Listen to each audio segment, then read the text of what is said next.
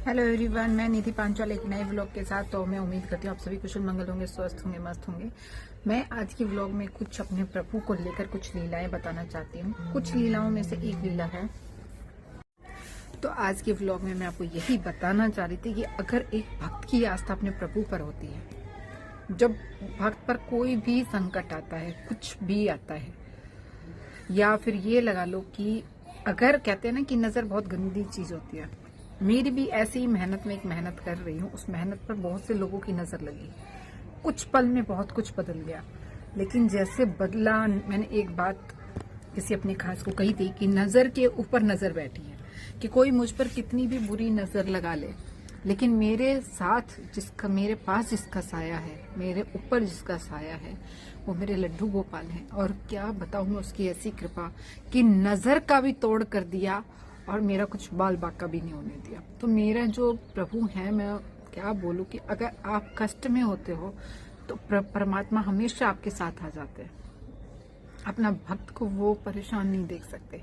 तो मेरे इस व्लॉग में छोटी सी यही बात थी कि वैसे तो मेरा लाडला कुछ ना कुछ ऐसी लीलाएं मम्मी के मेरे साथ करता रहता है कि हर दिन वो उसकी एक नई लीला देखती हूँ। पर कल जो एक छोटी सी लीला मेरे साथ हुई कि बहुत से लोगों की नज़र मेरे चैनल पे थी, मेरी मेहनत पे थी। बहुत से लोगों को मतलब नहीं अच्छा लग रहा था कि मैं इतनी मेहनत क्यों कर रही हूँ, मैं कैसे कर पा रही हूँ, लेकिन उनकी नज़र इतनी बुरी मुझ पर लगी हुई थी। लेकिन एक शब्द था, जब ये शब्द मेरे सामने आया था तब मैंने अपने लड्डू गोपाल को देखा था कि नज़र बैठी है, इतने लोगों की नज़र लग रही है। तब मेरे लाल ने मेरे मन में एक बात कही कि नज़र के ऊपर भी नज़र बैठी है।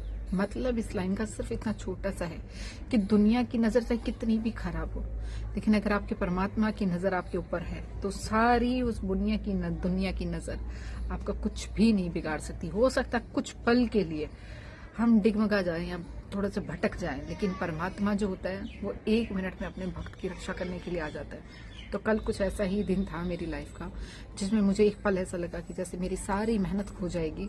लेकिन उसी दूसरे ही दिन एक नए उगते हुए सूरज के साथ मेरे प्रभु ने मेरी सारी समस्याओं का हल कर दिया।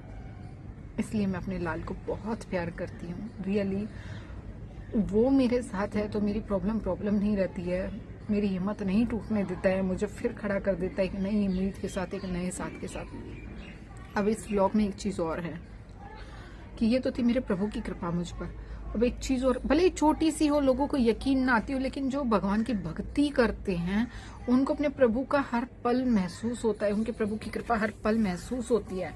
हर पल उनको अपने प्रभु की लीला देखने को मिलती है। जब जब भक्त किसी न किसी चीज में अटकता है, किसी न किसी चीज में फंसता है, तो प्रभु किसी न किसी रूप में उसकी मदद करने आ जाते हैं। और मैंने कल साक्षात ये चीज फील की थी और हुई भी। एक चमत्कार ही था मेरे लिए, जहां मैं इतनी परेशान थी, मेरे प्रभु ने आके एक पल में सब कुछ ठीक कर दिया। तो किसी की नजर का भी तोड़ हो गया और मेरे चैनल को आज भी नहीं आई। अब बात करते हैं अमेजिंग को लेकर। मेरी लाइफ का एक जो सबसे अहम हिस्सा है, अहम हिस्सा या ये लगा लो कि मेरा भाई है, उसको भी मैं एक बात बोलना चाहती हूँ। मैंने पहले भी तुझे भाई माना था, आज भी तू भाई। और बहन भाई के बीच में लड़ाई झगड़े हो भी जाते हैं, ऐसा नहीं होता कि तूने मुझे कुछ बोला मैंने तुझे बोल दिया। लेकिन हकीकत ये है, तूने जो मेरे लिए किया है मैं उसे कभी नहीं भूल सकती। भले ही मैं आज तुझसे नाराज हो गई थी, क्योंकि मैं, कहते हैं कि एक कहावत है कि लोहा जब गर्म होता है तो उस पर चोट मारनी चाहिए। कल मेरा भी वही था कि कुछ इसी तरह का है। लेकिन कल मैं रियली में बहुत दुख में थी और बहुत ज्यादा परेशान थी। उस बीच में तूने, हालांकि मुझे हंसाने की बहुत कोशिश की, लेकिन उस बीच में तू एक ऐसा काम करके चला गया जो मतलब कि मुझसे बर्दाश्त नहीं हुआ। वहां मैं सारी, मेरा जो पेशेंस था वो सब कुछ चला गया। तो भाई प्लीज,